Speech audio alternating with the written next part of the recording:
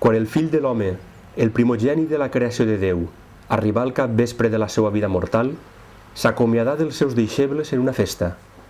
Havia suportat la càrrega i la calor del dia, i quan es va trobar cansat de caminar, simplement s'assegué a la vora del pou i demanà un poc d'aigua per apaivagar la set, perquè ell tenia per menjar un aliment que els altres no coneixien. El seu aliment era fer la voluntat del qui l'envià i dur a terme la seva obra. Mentre és de dia, deia, he de fer les obres del qui m'ha enviat.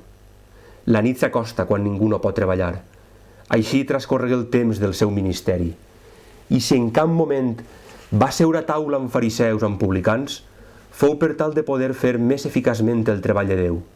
Però arribat el vespre, es posà a taula amb els 12. I els digué, com desitjava menjar amb vosaltres aquesta Pasqua abans de la meua passió. Estava a punt de sofrir més del que ningú no ha sofert ni sofrirà mai. No hi ha, però, gens de tristor en el món, però no del món. Sermons de John Henry Newman a la col·lecció Rent.